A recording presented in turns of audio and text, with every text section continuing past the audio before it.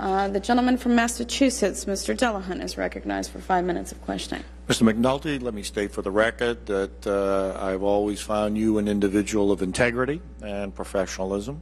Thank you, sir. And I wish you well in the private sector. Thank you, sir. Having said that, yes. Let me see if I can bring some clarity to this. You would be unaware of any political or improper political considerations in terms of the development of this list. I think your response to Mr. Keller was that you were totally unaware of that, or of any that might have occurred. The development of the list of U.S. attorneys. Right. My involvement with that began. My point is that you were not really part of that process. That's correct. You were the caboose. Am I correct? I came involved at the end of this. At the end. Right. I mean, you were left out of that process. I mean, am I making a fair statement? You're making a fair statement, yes. And in terms of... I'm not saying it was intentional or not. I just know I was not involved. I don't know myself, but I'm just saying. And the gentleman from Georgia indicated that in terms of the delegation order, you were unaware until about a month ago, or maybe 6 weeks ago, of the existence of that order. I don't have any recollection of that matter coming to my attention before that. I mean, and you referenced the fact that you read that somewhere that it was an admonishment not to involve the Office of the Deputy Attorney General in the process itself. Well, it was routed around our office. Yes. But it was clear to route around the Office of the Deputy Attorney General. That's what the paper indicated. You know, I mean, I'm drawing an inference that you were zoned out of this process. I don't know for what reason, but maybe that's an issue to be pursued by the committee. You know, the day after you resigned, the Attorney General had a press conference and he made several observations.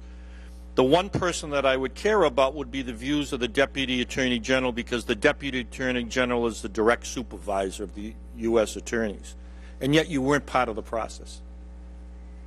Well, another time the Attorney General said, I think in his Senate testimony, that one of the regrets he had was not directly involving the Deputy Attorney General in the process. Mm-hmm. And to be fair, I mean, Mr. Sampson might say that, you know, he talked to me about U.S. attorneys over the course of my time that year I served as deputy, and we talked. But you were not involved in the compilation. I wasn't aware of a specific process of identifying U.S. attorneys. I mean, did Attorney General Gonzales call you in and say, Paul, we've got a list of 8 United States attorneys. What's your opinion? I mean, I would think this is a matter of significant consequence to the administration of justice as far as the department itself is concerned. Did you talk to him about this? Not before the phone calls were made on December 7th. That's not how that process worked. It was more indirect. Well, I guess what I'm saying is I just find that remarkable. Let me make sure that very clear. I was in a meeting with the Attorney General on November 27th. So I did have that interaction.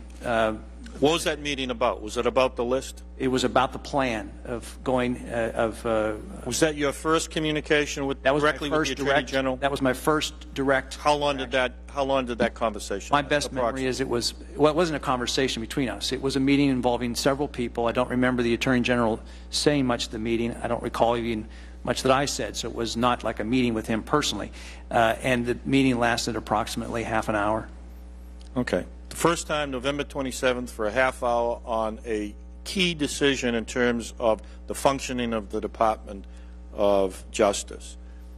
He went on to say, this is the Attorney General, he signed off on the names and he would know better than anyone else, anyone in this room, anyone. Again, the Deputy Attorney General would know best about the qualifications and experiences of the United States Attorney Committee, and he signed off on the names.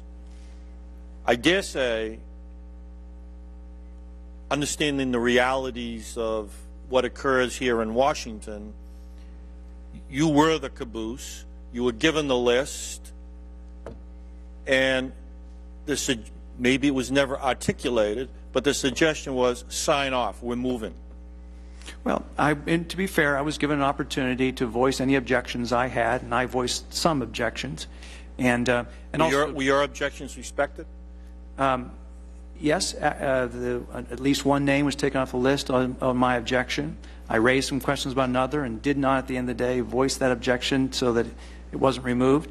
And to be fair to the Attorney General, I think he would say he was relying on Kyle Sampson to get my input, and that's why we didn't have direct communication.